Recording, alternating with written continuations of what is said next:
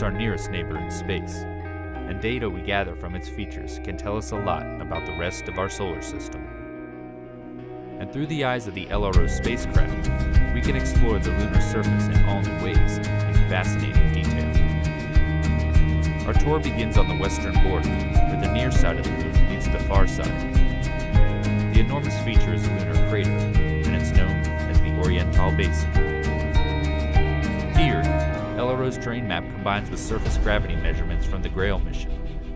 This data reveals structure in the lunar crust beneath the surface, giving us a window into the geologic features of the moon's interior.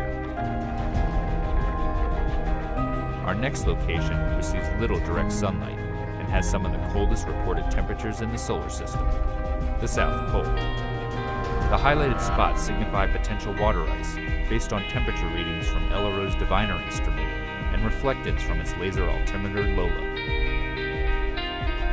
Lola also allows us to peer into the darkness of Shackleton Crater by bringing us this digital elevation model. It's 21 kilometers wide, 4 kilometers deep, but it pales in comparison to the largest known impact crater in the Earth-Moon system, the South Pole Aitken Basin. Sitting on the far side, it's 2,500 kilometers across, 13 kilometers deep. We don't yet know exactly how old the basin is, but it was first seen in the 1960s by spacecraft flying around the far side. As much as we use LRO data to investigate areas we can't see from Earth, we also probe familiar territory on the lunar near side to bring back images with an all-new level of detail. This is Tycho Crater. It's around 100 million years old.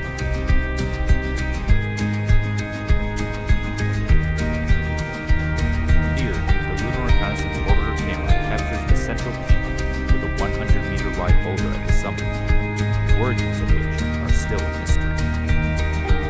Continuing across the moon's near side, we will arrive in an area ripe for future exploration due to the diversity of impact and volcanic materials. It features a prominent crater so bright it's not only visible through telescopes, but also to the naked eye. Welcome to the Aristarchus Plateau. Here, infrared shows the mineral pyroxene in orange and a splash of plagioclase in blue from Aristarchus crater. This region can tell us a lot about the rich volcanic history of the moon. As much as we study the moon looking for sites to visit, we also look back at places we've already been. This is because the new data that LRO is gathering helps us reinterpret the geology of familiar places, giving scientists a better understanding of the sequence of events in early lunar history.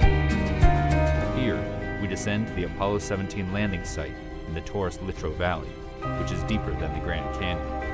The path the astronauts took over the course of 3 days is shown. The Lunar Reconnaissance Orbiter camera is even able to capture a view of the bottom half of the Apollo 17 lunar lander, which still sits on the surface, as well as the rover vehicle. These images help preserve our accomplishment of human exploration on the moon's surface. Moving onward, we make our way to our final destination. This location contains regions that exist in permanent shadow, as well as ones that bask in nearly perpetual light. It's the North Pole. Detailed terrain measurements by Lola allow scientists to model sunlight and shadow at the poles over decades and centuries. Sunlit peaks and crater rims here may be ideal locations for generating solar power for future expeditions to the moon. This updated visualization of the lunar landscape stands as a testament to the functionality and abilities of the Lunar Reconnaissance Orbiter spacecraft. And as the mission continues to gather data, it will provide us with many more opportunities to take a tour of our moon.